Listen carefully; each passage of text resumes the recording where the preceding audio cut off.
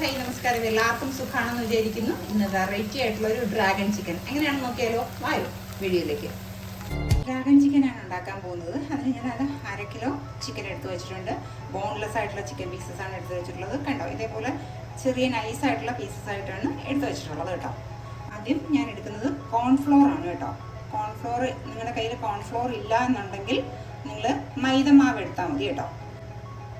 1/2 teaspoon കുരുമുളക് പൊടി, 1 teaspoon Kashmiri മുളക് പൊടി. കാശ്മീരി മുളക് പൊടിക്ക് പകരം ചില്ലി സോസ് വേണമെങ്കിലും ഇടാം കേട്ടോ. ഞാനിപ്പോൾ ചില്ലി സോസ് ഇടുന്നില്ല, ഞാൻ സോസിൻ്റെ ഉപയോഗം കുറയ്ക്കുന്നതിന് വേണ്ടിയിട്ടാണ്. അതുകൊണ്ട് ചില്ലി സോസ് ഇടുന്നില്ല. 1/2 ടീസ്പൂൺ ഇഞ്ചി വെളുത്തുള്ളി പേസ്റ്റ് കേട്ടോ. രണ്ടും കൂടി 1/4 ടീസ്പൂൺ വെച്ചിട്ട് ഇട്ടാൽ മതി കേട്ടോ. സോയാ സോസ് ഞാൻ ഒഴിക്കുന്നുണ്ട്. പിന്നെ എൻ്റെ കയ്യിലുള്ളത് ഡാർക്ക് സോയാ സോസാണ്, അതുകൊണ്ട് 1/2 ടീസ്പൂണാണ് എടുക്കേണ്ടത്. നിങ്ങളതിൽ ലൈറ്റ് ആണ് കളർ സോസാണ് ഉള്ളതെന്നുണ്ടെങ്കിൽ നിങ്ങൾ 1 ടീസ്പൂൺ എടുക്കണം കേട്ടോ. ഞാനിപ്പോൾ 1/2 ടീസ്പൂണേ എടുത്തിട്ടുള്ളൂ ഉപ്പ് കേട്ടോ. കാരണം ഉപ്പ് സോസിലുണ്ടായിരിക്കും. ഒരു 1/4 ടീസ്പൂൺ ഉപ്പേ ഞാൻ ഇടുന്നുള്ളേ. പിന്നെ ഇതിലേക്ക് ഒരു 1/4 ടീസ്പൂൺ വിനെഗർ കേട്ടോ. ഇതെല്ലാം കൂടി ഒന്ന് നന്നായിട്ട് മിക്സ് ചെയ്യണം. പിന്നെ ഒരു കാര്യം കൂടി ഇതിൽ ചേർക്കാനുണ്ട്. അപ്പോൾ ആദ്യം ഇതെല്ലാം കൂടി ആദ്യം എല്ലായിടത്തും എത്തുന്ന രീതിയിൽ ഒന്ന് മിക്സ് ചെയ്ത് ചേർക്കുക. ഒരു കോഴിമുട്ട കേട്ടോ. ഞാൻ കോഴിമുട്ടയുടെ വെള്ള ഭാഗം മാത്രമേ എടുത്തിട്ടുള്ളൂ, മഞ്ഞ എടുത്തില്ല. നിങ്ങൾക്ക് മഞ്ഞ വേണമെന്നുണ്ടെങ്കിൽ മഞ്ഞയോ എടുക്കാം കേട്ടോ. എന്നിട്ട് ഇനിയിപ്പോൾ നമ്മൾ ഈ എടുത്ത് വെച്ചിരിക്കുന്ന ചിക്കനും കൂടെ ചേർത്തിട്ട് കൈ കൊണ്ടൊന്ന് നന്നായിട്ട് മിക്സ് ചെയ്ത് ചേർത്ത് കൊടുക്കുക കേട്ടോ. ഇപ്പം ഞാൻ നന്നായിട്ട് മിക്സ് ചെയ്ത് വെച്ചിട്ടുണ്ട്. നിങ്ങൾ മൈദമാവാണ് ചേർക്കുന്നതെന്നുണ്ടെങ്കിൽ ഒരല്പം അരിപ്പൊടിയും കൂടി ചേർത്ത് കൊടുക്കണം കേട്ടോ. മൈദമാവും നിങ്ങൾക്ക് ഇടുന്ന ഇഷ്ടമല്ല എന്നുണ്ടെങ്കിൽ ഗോതമ്പ് മാവും അരിപ്പൊടിയും കൂടി മിക്സ് ചെയ്തിട്ട് കൊടുത്താലും മതി. നമുക്കിവിടെ ഡ്രാഗൺ ചിക്കൻ ഉണ്ടാക്കാനായിട്ട് ഞാൻ കുറച്ച് സാധനങ്ങളും കൂടെ എടുത്ത് വെച്ചിട്ടുണ്ട്. കുറച്ച് കാഷ്യൂ കേട്ടോ. ഇത് വേണമെന്നില്ല, മിക്കവാറും നമുക്ക് റെസ്റ്റോറൻറ്റിൽ ചെല്ലുമ്പോഴത്തേക്കും നമുക്കിത് കിട്ടാറുണ്ട്. ഇത് കിട്ടില്ലെങ്കിലും കുഴപ്പമൊന്നുമില്ല. പിന്നെ ഇതാ കുറച്ച് ക്യാരറ്റ് എടുത്ത് വെച്ചിട്ടുണ്ട്, ക്യാപ്സിക്കം എടുത്ത് വെച്ചിട്ടുണ്ട്. ക്യാപ്സിക്കം നിങ്ങൾക്ക് പല കളറിലുള്ള ഉണ്ടെങ്കിൽ അങ്ങനെ ആയിരുന്നാലും മതി.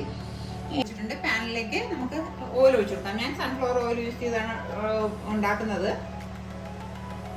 ഓയിൽ ഞാൻ ഒരുപാടങ്ങ് അധികമായിട്ട് ഒഴിക്കുന്നില്ല, ഒരു 3-4 ടേബിൾ സ്പൂൺ ഓയിൽ കേട്ടോ.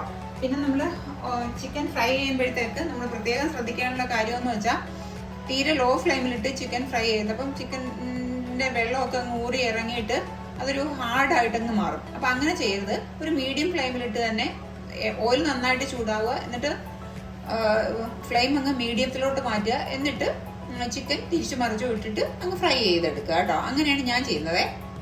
ഇപ്പം ഓയിൽ നന്നായിട്ട് ചൂടായിട്ടുണ്ട്. നമുക്ക് ചിക്കൻ എടുത്ത് ഇട്ട് കൊടുക്കാം.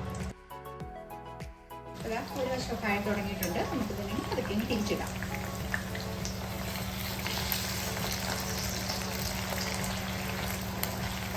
ഇതിപ്പോൾ ഒരു വശമൊക്കെ ആയിട്ടുണ്ട്, 2 വശം ആയിട്ടുണ്ട് കേട്ടോ. നമുക്ക് പതുക്കെ ഇതിനെ അങ്ങ് കോരി മാറ്റാം. അടുത്ത ഒരു ബാച്ചും കൂടി അങ്ങിട്ട് കൊടുക്കുന്നു. കുറച്ച് ഓയിൽ ഞാൻ എടുത്തിട്ടുള്ളൂ കേട്ടോ. അന്ന് നമുക്ക് ആദ്യം എന്തായാലും ഓയിൽ ചൂടായി കിടക്കുകയാണല്ലോ, നമുക്ക് ആ കാഷ്യൂ ഒന്ന് റോസ്റ്റ് ചെയ്തെടുക്കാം. പറഞ്ഞല്ലോ, കാഷ്യൂ നിങ്ങൾക്ക് വേണമെന്നുണ്ടെങ്കിൽ മാത്രം ഇട്ടാൽ മതി. റെസ്റ്റോറൻറ്റിലൊക്കെ കിട്ടുമ്പോഴത്തേക്ക് നമുക്ക് കാഷ്യൂ ഇട്ട് കിട്ടാറുണ്ട്.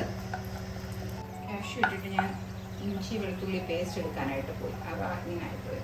അപ്പോൾ ആ കാഷ്യൂ ഒരു വശം അങ്ങനെ ആയിപ്പോയി. അപ്പോൾ അത് ഞങ്ങൾക്കൊന്നും മാറ്റാം. ആ ഒരു സവാള ചെറുതായിട്ട് നുറുക്കിയാണ് വെച്ചിട്ടുള്ളത്, അതിന് അതേപോലെ അങ്ങ് കൊടുക്കാം കേട്ടോ. ഇഞ്ചി വെളുത്തുള്ളി പേസ്റ്റ് കേട്ടോ. നമ്മൾ നേരത്തെ ചിക്കനിൽ ഇട്ടെടുത്തിട്ടുണ്ടായിരുന്നു. അപ്പോൾ ഇത് 1/2 ടേബിൾ സ്പൂൺ കേട്ടോ. അതും അതിൻ്റെ കൂട്ടത്തിൽ കൂടെ കിടന്ന് തന്നെ ആയിക്കോട്ടെ കേട്ടോ. ചതച്ചിടണ്ട കേട്ടോ. ഇതിൽ പേസ്റ്റായിട്ട് തന്നെ അങ്ങ് ഇട്ട് കൊടുത്താൽ മതി. ഉള്ളിയൊക്കെ ഒന്ന് വഴണ്ട് നല്ല ട്രാൻസ്പാരൻ്റ് ആയി വന്നിട്ടുണ്ട്. ഇതിലേക്ക് ഒരു 1/4 ടീസ്പൂൺ കാശ്മീരി മുളക് പൊടിയാണേ. നമുക്കൊരു നല്ല കളർ കിട്ടുന്നതിന് വേണ്ടിയിട്ടാണ്.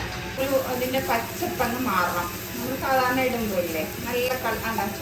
1/2 ടീസ്പൂൺ സോയ, ഏകദേശം ഒരു 3 ടേബിൾ സ്പൂൺ ടൊമാറ്റോ സോസ് കേട്ടോ. കേട്ടോ, അധികം ഒന്നും വേണ്ട. ഒരു 1/4 കപ്പ് വെള്ളം.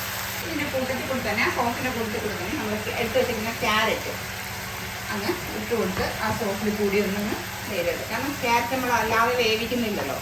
അപ്പോൾ ക്യാരറ്റ് ഇതിൽ കൂടി കിടന്ന് ഒരു 2-3 മിനിറ്റ്, ഒരു 2 മിനിറ്റൊക്കെ കഴിഞ്ഞിട്ടുണ്ട്. നമുക്ക് ഈ എടുത്ത് വെച്ചേക്കുന്ന ക്യാപ്സിക്കൊക്കെ അവരുടെ ഇഷ്ടത്തിനനുസരിച്ച് ഞാൻ ചെറിയ ക്യാപ്സിക്കം ഫുള്ളായിട്ട് എടുത്തിട്ടുണ്ട്.